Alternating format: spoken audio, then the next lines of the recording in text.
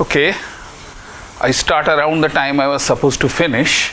So before saying what I have to say, let me take upon myself a rather pleasant task, that of thanking the organizer not from my own side, but since I am the tail ender, on behalf of everybody. This has been such an excellent and smoothly coordinated meeting with such vibrancy of the ambience and intensity of the discussions that I am sure everyone has thoroughly enjoyed it. So let me propose that we all give the coordinators a big hand. Well, now my task is to drop the final curtain on the show, and before that let me start with a couple of disclaimers. First, this kind of an overview of emphasis and so on. This is essentially a theorist perspective. I have no intention of snatching the looking glass from experimentalists, of whom there is a dazzling galaxy already here. And secondly, it's a perspective, very limited perspective of my own, which is necessarily suffering from incompleteness and bias and myopia. So since most of the participants are much younger than me, I would really expect that most of them have very different perspectives going way beyond myself. Now, in spite of the overall dynamism of the subject, I think all activities are these days tinged with a little bit of indecisiveness because of so many things, but it is largely because there is no clear hint about physics beyond the standard model in spite of our best efforts. And therefore, we can say that when we started the LHC, for example, we did not expect this Higgs and nothing picture with which we are stuck. And that is crucially connected with the question of whether it is the 125 GeV fellow we have seen is a Higgs or the Higgs.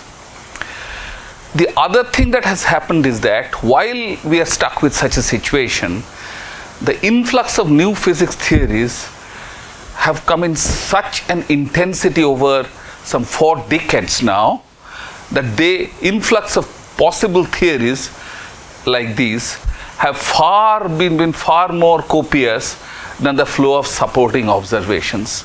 There have been data flow, voluminous data flow, but nothing, to face it honestly, nothing sufficiently striking or time tested. That makes us feel a bit disappointed inwardly, whether we admit it or not. And we may ask the question as to why this is related to the experience, the historical knowledge of the revolutions that swept the world in the first 30 years of the previous century. And the origin was experimental data which were christened by Lord Kelvin as 2 clouds in the sky of physics. One of them was the negative result of the Michelson-Morley experiment, and the other was the black body radiation observation. We don't have comparable challenges now. It is true that number of theoretical proposals have far outweighed the amount of striking data that has come in. But let's ask ourselves, can we take it in a positive spirit rather than one of disapproval? We already noticed something, at least I do, because there was a time and there was almost trend set that a theoretical model would be proposed and its experimental consequence would be followed up to the bitter end, even when there was just one question that could motivate the model, or even 0 questions that could motivate the model. I personally think the trend has shifted a little bit, and we have moved to a situation where people take into account related observations together in a somewhat connected manner and address them in the way of theory building in terms of multiple issues. And this trend has been further buttressed by the advent of the machine learning aided tools and techniques which have really enriched our community immensely. Let us take examples from the low energy end first. Dipole moments. The anomalous dipole moment of muon showed a clear deficit initially with respect to standard model contributions. If we use data-driven methods to estimate the hadronic vacuum polarization or the light by light contributions. As usual, thousands and millions of electroweak BSM contributions have been proposed in the wake of this.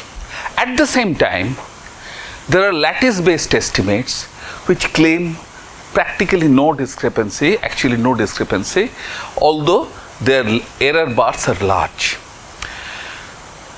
As a perfect counterpoint to all this, one Novosibirsk-based data-driven contribution estimate as incorporated in the recent CMD3 results show practically no deficit.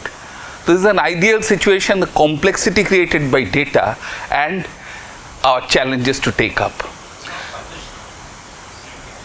Yeah, but 2023 there is published data, partly published data. So this actually is that standard model is contradicting itself because the first two items are both standard. Exactly. No, but okay, I'm just completing it.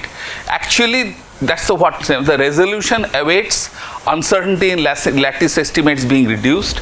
On the other hand, I use the word you used, consistency of data-driven estimates, because they are largely dependent on the modeling of low energy hadrons coupled with gauge bosons, where typical chiral perturbation theory driven or other kinds of estimates are used. So you use the terminology, I use consistency of the data-driven estimates.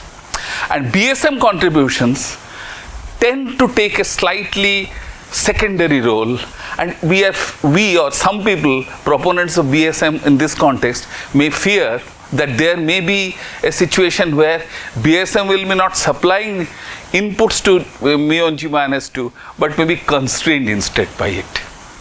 On the whole, intertwined issues contribute. Now comes electric dipole moment of the neutron, where there is no contradiction as such, but it has been more or less known that the CP violating phase that is necessary in the CKM sector alone keeps the contribution rather low. However, there are possible contributions from muon, strong CP phases contributing via chromoelectric dipole moment or the Weinberg 3-gluon operator and so on. These were initially found to be low, but some recent estimates, some lattice-based claims are that, which revisit this, they claim that the strong phase contribution may mount higher than the weak phase, in spite of large uncertainties. If so, one can ask the question as to whether the strong phase, which can be sizable or not negligible at least, can explain baryogenesis also.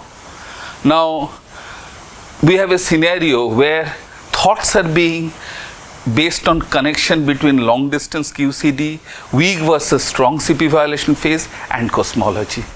So, observation based theory building definitely, and interconnectedness of the various observations are gaining more ground, which I personally think is a healthy trend.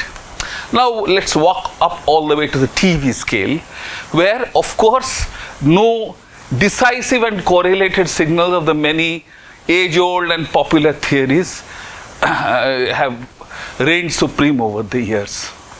Instead, again, I notice a somewhat healthy trend of going bottom up and in a data-driven style. One of the biggest sources of this kind of approach is the toy which is handed over to us by LHC, namely the 125 GeV scalar, which is thought of as the Higgs particle of the standard model. In the past, even before this particle could be detected, this particle, the Higgs, has fixed some issues. One of them is via electroweak precision tests, its own mass range in the standard model. And for the proponents of supersymmetry, there were further constraints coming in due to imposed constraints imposed by the supersymmetry invariance of the scalar potential and the role of radiative corrections in supersymmetry. But now what we need most is some robust evidence of contradiction using this scalar boson, something which is still not unlikely, but whose evidences or positive evidences are somewhat lacking still.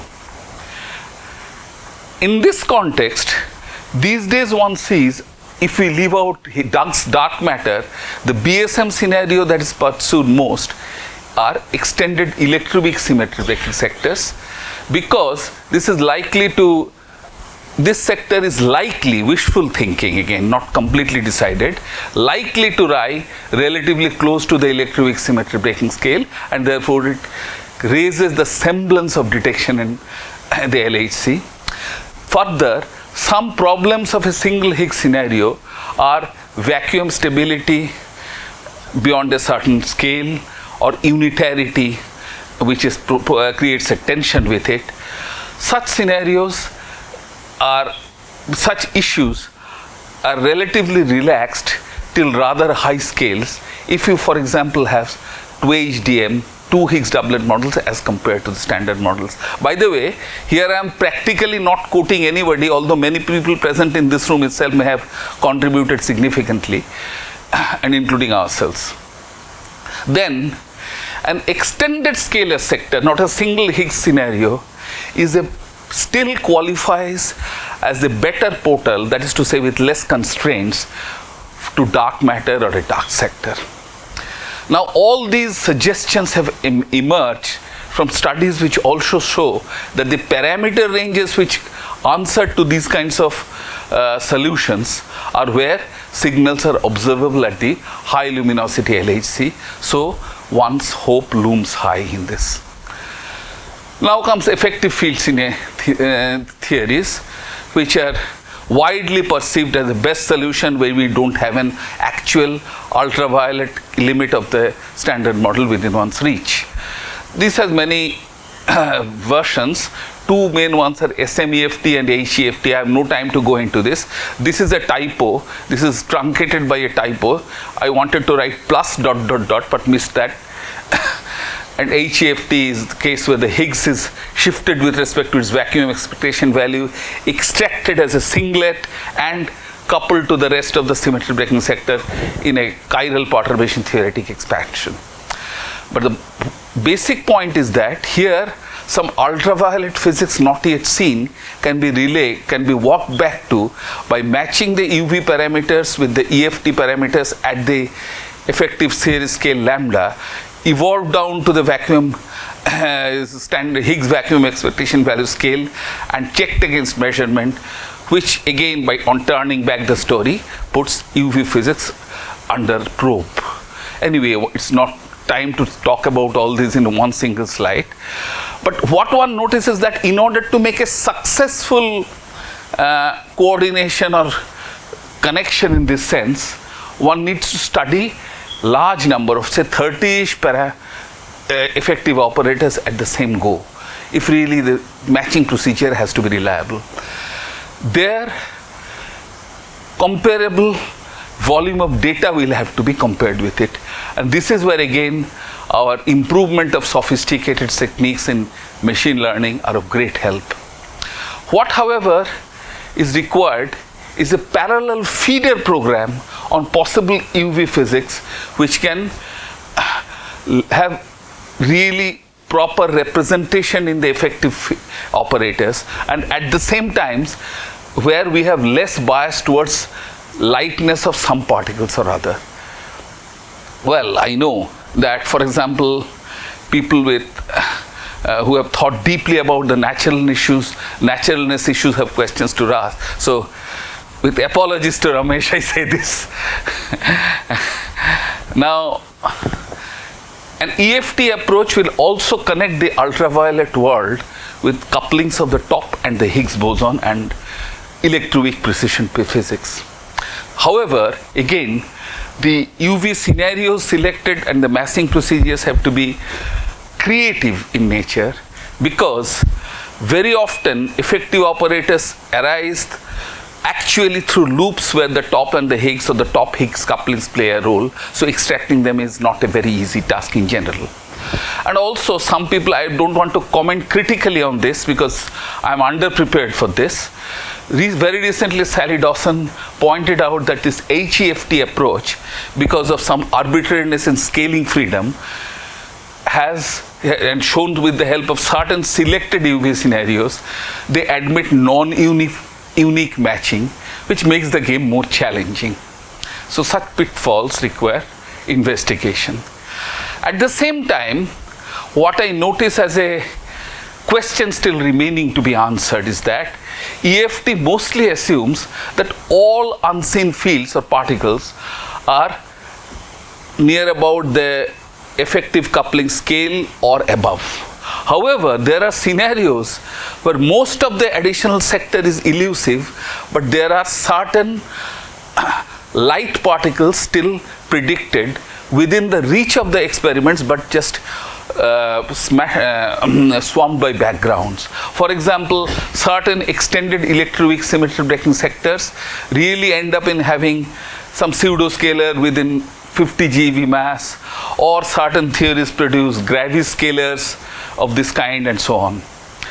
So there, how to address such scenarios or such possibilities where part of the spectrum is within the reach of experiments but just difficult to reach, and the rest of the spectrum will be probably best addressed in a EFT framework. This is something that at least I don't know. And also the $1 million or probably $1 billion question that will probably clinch the issue in a big way in the Higgs or A Higgs constraint is the measurement of the self-coupling of the Higgs boson. I think one of the biggest challenges is to think of ways whereby this can be extracted to the precision level of it 1% or thereabout. Something which is a far cry still, but this remains a very lively challenge. Well, next let's remember this biblical statement, blessed are the poor in spirit, for theirs is the kingdom of heaven. Our poverty of terrestrial data is often sort of addressed by looking at the heaven, where we think is a big repository still remaining before our eyes. It is our task to have experiments or observations doing about it. One of them, for example, is something that is supposedly responsible for our own existence, baryon asymmetry. So baryogenesis or leptogenesis, again, thousands of models about them, but new kind of data which will discriminate and decisively focus upon one or the others of the models, at least to my understanding, have not arrived. In this connection, I am putting forward a very, very personal and probably incorrect view that if baryon and lepton number violation can be linked with the dark matter problem, it will be a definite decisive step to take, particularly the so-called asymmetric dark matter scenarios, and the area in which many of the colleagues present here have also worked. These scenarios bear some or carry some hope of this happening. They are extremely suggestive, but again, concrete numerical predictions and check against data, particularly in the dark sector, is what is awaited still. Gravitational waves have made a big sweep in the community, and so it is being claimed that suggested that it is a source of a lot of particle physics information. I refrain from making further comments because I have not followed this area that much.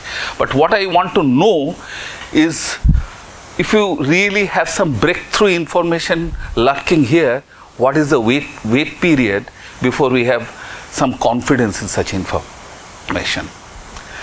Then, for example, this James Webb Space Telescope is quite significant in my view. It can provide us details of inflation or dark energy and provide a test for lambda CDM model through the observation of certain bright red galaxies in very large redshift regions. Then dark stars where hydrogen or helium are present, but one is the powered, they are powered not by nuclear fusion, but by dark matter annihilation. I don't know much about them, but I realize that theoretical efforts in this direction will yield very important information about dark matter annihilation channel in order to have the dark stars powered by this thing, dark matter annihilation. But observation is yet to come. On the other hand, there are observations on things like, for example, Einstein ring observed around our galaxy, already noticed. This is a pointer towards very high mass dark matter in the outer periphery of the galaxy of this kind. If so, the high mass dark matter and its possible dynamics is likely to provide a big impetus to theoretical work. Well, there are neutrino and gamma ray experiments in big numbers going on with lots of promises. I'm just sampling some names. These are likely to, and particularly high energy gamma rays, read high mass dark matter annihilation. These are especially open to studies in some of these things. But I don't know whether, in spite of enhanced detectability of dark matter and objects controlled by them, whether these will provide any serious revelation on the dynamics of dark particles. This is what our ultimate aim is, what lies beyond us in the existing framework. In this respect, again, it is my reading, radio signals from dwarf spheroidal galaxies have raised some hopes, because in these galaxies supposedly dark matter is in large concentration. Their annihilation produce decay cascades which end up in electrons and positrons, whose circulation in the galactic magnetic field gives rise to radio synchrotron signal, which is well within the reach of the square kilometer array telescope, for example, and that way 5 to 10 TeV dark matter particles can be probed in a few hundred hours of observation. However, this process of creating the energetic electron-positron pairs within the environment of dwarf spheroidal galaxies, that depends first on the branching ratio of dark matter annihilation, successions of decays they drive, and the kinematics of the products of annihilation, which kinematically and dynamically connect the dark matter to the observed radio synchrotron, which I think is a very rich storehouse of future knowledge and food for thought for dark matter theorists. I'm nearly at the end of these things.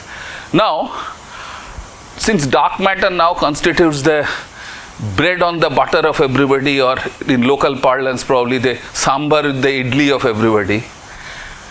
So I'm just trying to remind ourselves that our general approach to dark matter problems are beset with certain kinds of bias, assumptions of uncertainties very often, which are being questioned constantly, but it is in the recognition of these kinds of bias and uncertainties or assumptions that probably the future lies in these areas. For example, for a WIMP dark matter, it is routinely assumed that the mass should be from, it has been pointed out by some research also, from between a few tens of TeV, GeV to a few hundred GeVs only.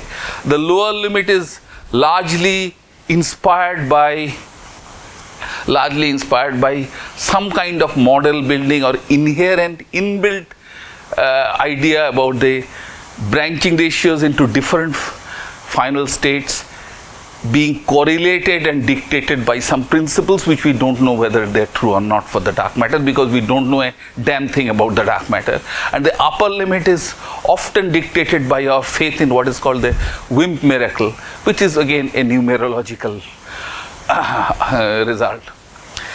Then there's the assumption that collider signals with dark matter will almost invariably end up in missing energy. Again, very strong counterexamples have been pointed out. The dark matter is stable.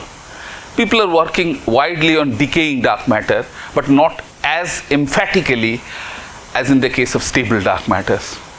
Then dark matter annihilation or decay leads to two-body final states necessarily. Again, it's, I think, a bit oversimplistic. And for indirect signals, be it gamma ray, be it radio signals or whatever, it is assumed that, I mean, this intensity of the signals, of the nature of the signals, often depend on various astrophysical parameters. For example, in the case of radio signals, the diffusion coefficient of the galaxy in which these electron positrons are produced, or values of galactic magnetic fields where there is considerable uncertainty. People somehow think that there are some standard ranges in which these parameters should belong. But the question remains, is the standard range is that standard? And what I have not said is that the dark matter is a one component scenario. If a single component scenario is augmented to become a multi-component dark matter scenario, which in view of the multiplicity of generations or families in visible sector is not at all an arbitrary possibility, then many of our conclusions are liable to change. Well, that brings me nearly to the end of the talk. I break my departure from these standard assumptions. Very often we change, many of these change dark matter search paradigms also, and also the standard conclusion. Now I end by showing one picture diagram which is taken from a recent paper of ours. I'm not explaining anything. This is dark matter mass versus indirect limits on its annihilation cross section for various ranges, starting from 10 MeV, below which nucleosynthesis becomes a serious problem, and up to some 100 TeV or so, where unitarity bounds start stopping us. Now this is the single component scenario relic density limit for the lower limit for the annihilation. So above these the areas should be allowed. These are the, with appropriate uncertainties, areas where absolutely a single component dark matter is absolutely disallowed for whatever be the branching ratios. This study was based on the assumption that a dark matter particle at any range could have a totally arbitrary branching ratio in mu mu, gamma gamma, gluon, WW, whatnot, without any bias whatsoever. This kind of a study was initiated by John Beacom and his collaborators around the time COVID broke out, and we included one possibility which was not there at all, namely the possibility of dark matter annihilating into neutrinos. So if neutrino annihilation branching ratio is around 0%, there is no annihilation, then any dark matter, weak dark matter, cannot be less than about 10 GeV in mass. But if this neutrino branching ratio is larger and larger, then practically everything starting from the MeV scale is allowed. Okay, so this again opens up possibilities that going beyond the bias about specific dark matter annihilation branching ratios can take us a long way.